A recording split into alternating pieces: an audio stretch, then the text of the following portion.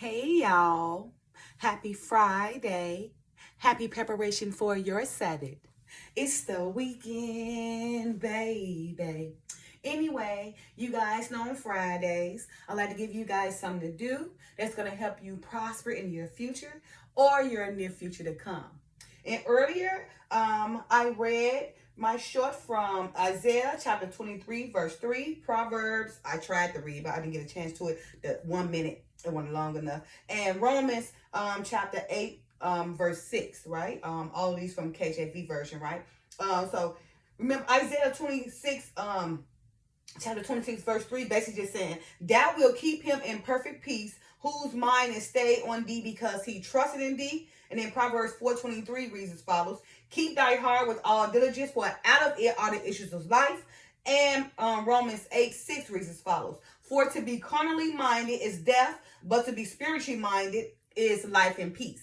So basically, all three of these verses talks about the mind, right? And how important the mind is, right? Because a mind that is controlled rightfully will have a rightfully controlled world.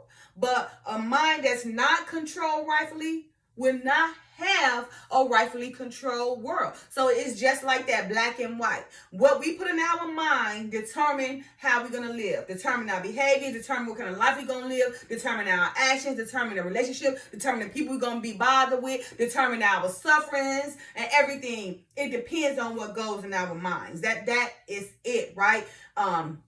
Look, our conditions and our discriminations and our desires that we want is what cause our mind to become stable or unstable. Okay, it's very important. A mind is a terrible thing to waste. And many of us are experiencing mental battles because of the conditions, our desires, our discriminations that we cause to our own mind because of our likes and our dislikes. Basically, what we want and what we do causes us to suffer because what goes into our mind actually brings upon us our hardships.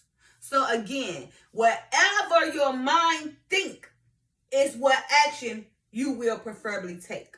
It's just like that, okay? And actually, to discern what's most important to a person, right? The most important problem that needs to be solved, one must first undertake to train their mind, right? And that is to seek to control your mind. Again, because Isaiah 26:3 says, That will keep him in perfect peace, whose mind is stayed on thee because he trusts in thee. And then Proverbs 4:23, keep thy heart with all diligence, mind, with that, but to be spiritually minded is life and peace.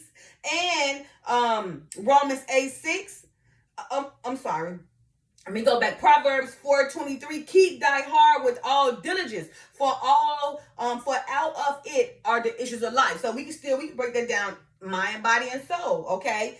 Keeping that heart of all diligence because it got to come from the mind, right? Your mind is what's telling you what to do, right? So you got to keep that high with all diligence, for out of it are the issues of life. And Romans 8, for to be carnally minded is death, but to be spiritually minded is life and peace, right?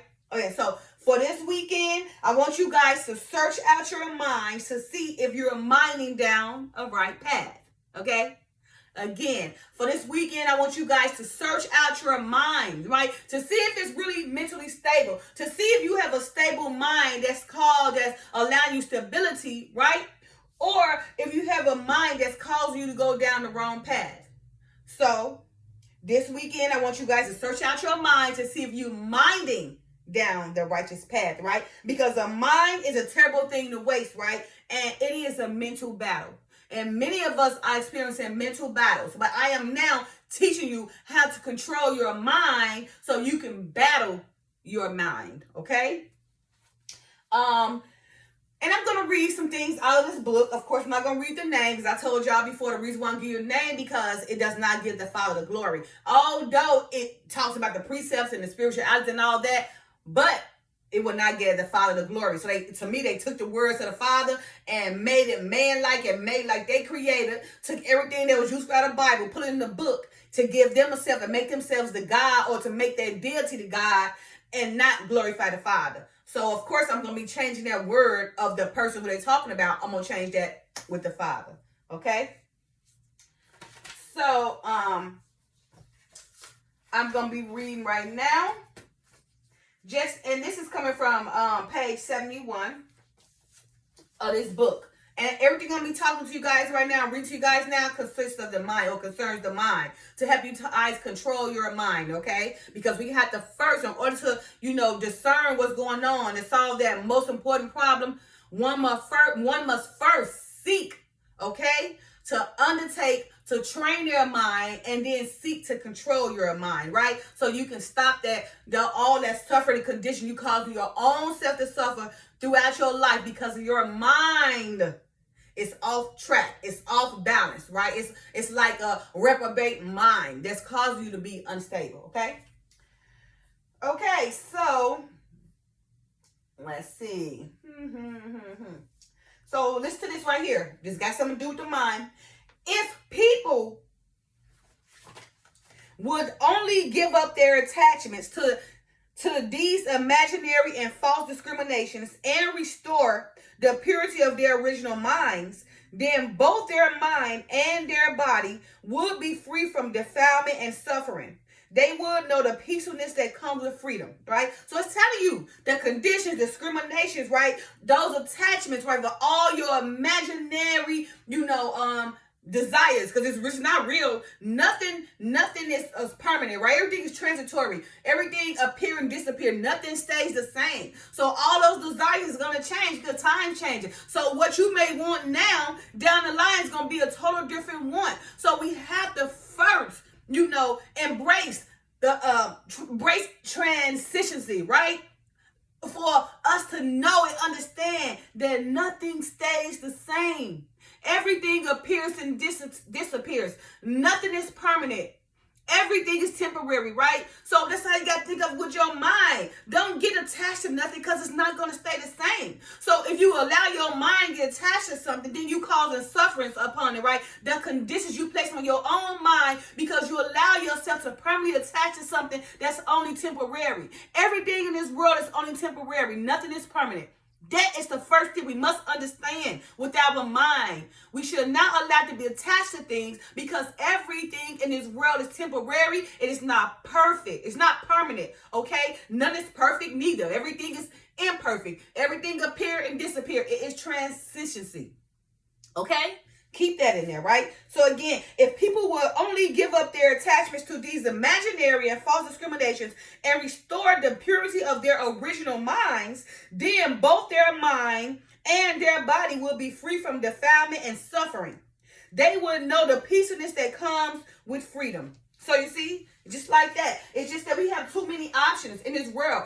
It's like unlimited freedom. That's the problem. When you got too many things given to you, too many options, it just causes you to waste things. Waste your life, waste your time, waste your energy, waste your money, waste your love. But you got to learn how to deny things. You got to learn how to say no things. You don't have to accept everything because with too many options just bring problems, right? Brings upon attachments, right, to your mind, brings upon conditions and sufferings because you have allowed yourself, to obtain, too many options. You need to have limited freedom and not unlimited freedom because unlimited freedom is the one causing you to experience a reprobate mind or an unstable mind or a mind that's not going down the rightful path. Okay? And now I'm going to read something else to you guys. What I'm reading right now, I hope you guys take consideration because it's really going to help you, okay? And it's everything I'm reading, again, it's about the mind, okay? So let's say here, this is page 153. Of course, I want to show you guys the book. And I'm not going to say the name because if you have not thoroughly read the Bible from beginning to end, diligently seeking the Father, taking notes, defining the words you understand, by getting a dictionary, then I will never, ever give you the name of this book or allow you to see, the book because if you read this book over the Bible, then it's going to be confusion. Then you're going to try to make this book your God instead of Bible, okay? And that's a problem with this book. It don't give Father the glory. It don't give the Father the glory, but instead it gives its own God the glory, in which they took everything from the Bible basically and put it in this book. Man-made. They always go break down what God created and make it out of theirs and don't give the Father the glory. All right, here we go. First of all, is your mind. First of all, one should get clearly in mind the basic and essential nature of this world is life and death. And remember, life and death comes with the mind. It's what's going on in your mind and what you think and everything, right? What steps you take that either going to lead you to perish, which is death, right? Or prosperity, which is life, okay? Here we go. The world has no substance. Did I just miss something? Hold on, you guys. Okay, no, I didn't. All right. The world has no substance of its own, okay?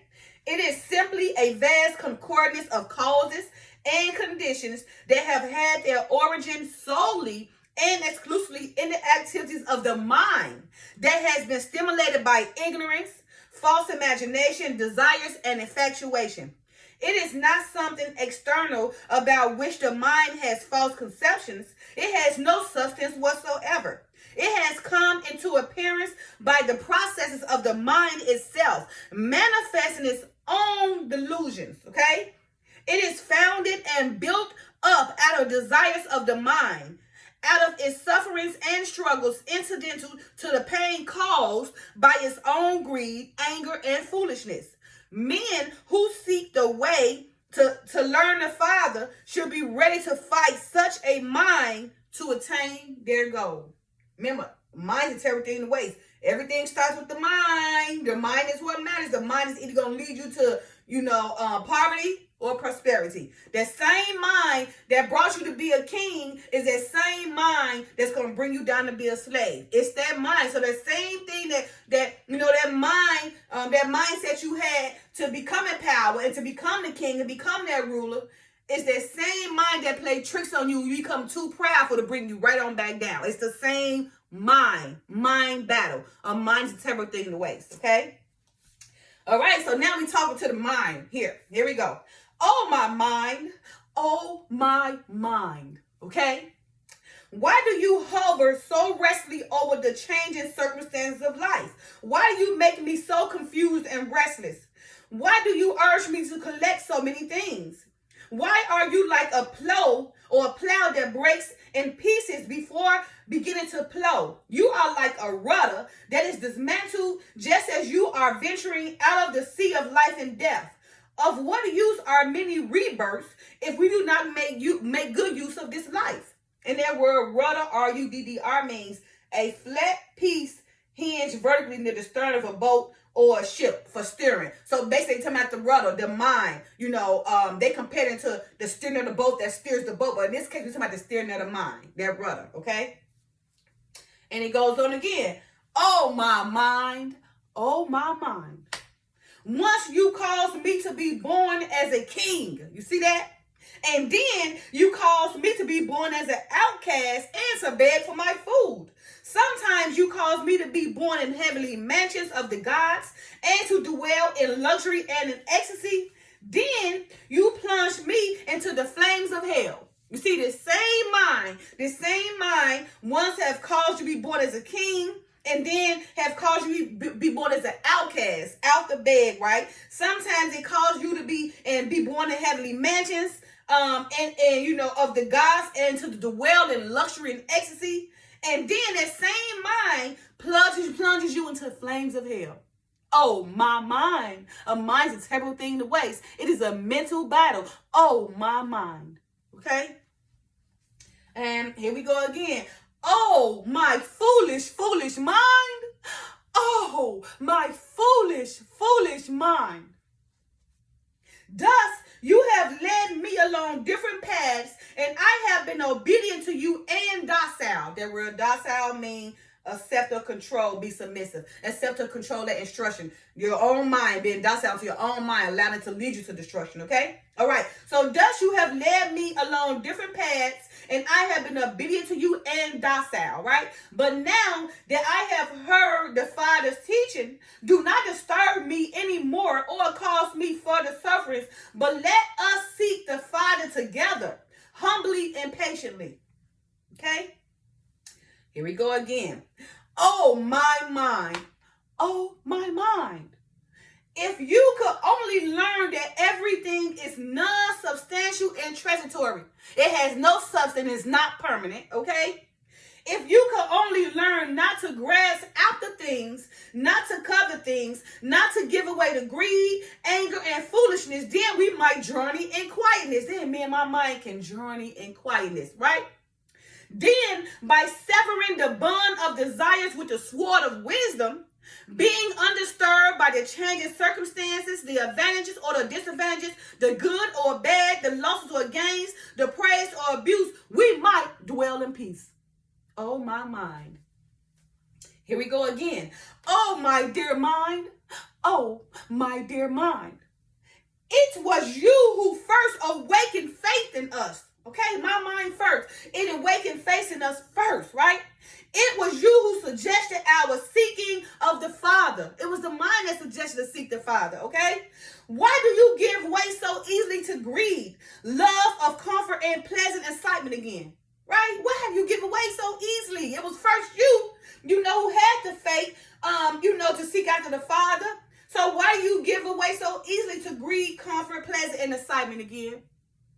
Here we go again. Oh, my mind. Oh, my mind. Why do you rush hither and thither, here and there, to and fro, with no definite purpose? You just run everywhere with no definite purpose, right? Let us cross the wild sea of delusion, right? Hitherto I have acted as you wish, but now you must act as I wish, and together we will follow the Father's teaching, okay? So again, oh my mind, why do you rush hither and thither to and fro with no definite purpose, right? With no purpose at all. Let us cross this wild sea of delusion. Hitherto I have acted as you wished, okay? My mind. Hitherto I have acted as you wished, mind, okay? But now, mind, my mind, okay? You must act as I wish. And together we will follow the Father's teaching. The Father's teachings, that is. Okay?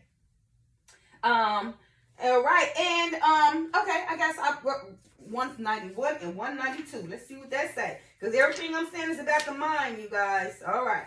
Here we go. So here's a secret, the secret, okay? For the mind, okay?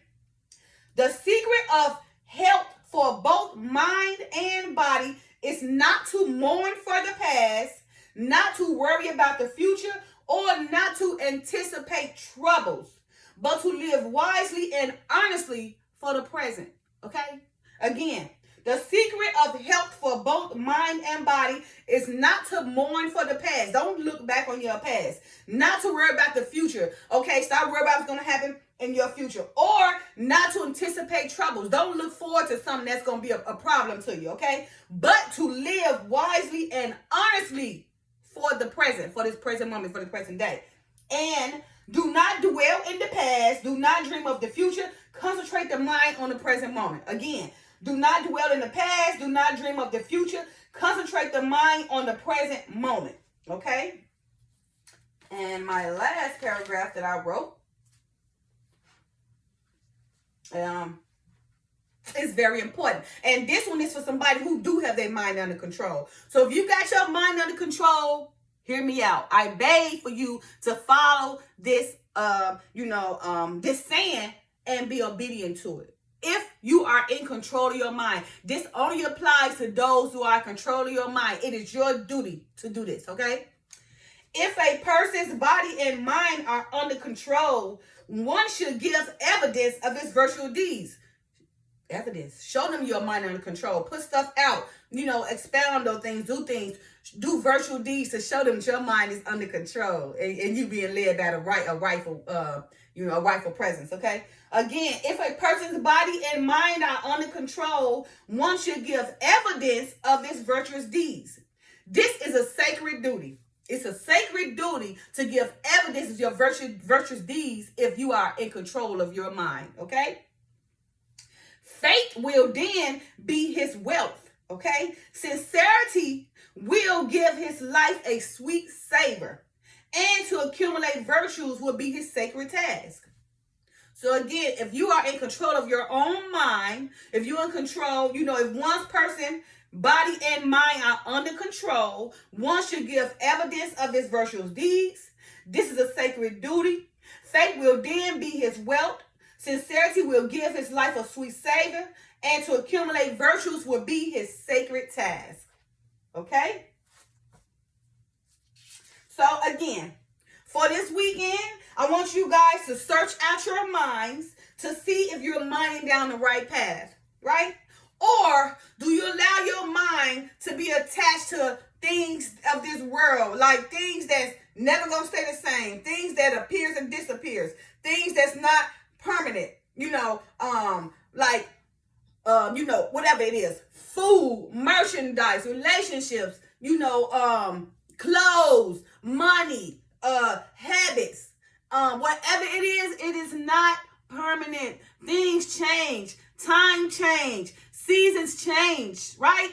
And everything changes, but your mind don't have to change. It can stay the same, right? It can stay the same and it can stay sane. But if you allow your mind to change with all these changes, then you will be reprobate. Remember, a mind is a terrible thing to waste. And so many of us are facing a mental battle. Okay? So again, for this weekend, I want you guys to search out your minds to see if you're minding down the right path. Okay? All right, you guys. Happy Friday. I hope this is a blessed lesson to you guys, and I hope it's going to help you with your mind, right? Because I gave you guys the secret to freeing your mind, how to free your mind, and how to walk in prosperity and down a righteous path, okay? Thank you guys. Happy Friday. Love y'all. Peace.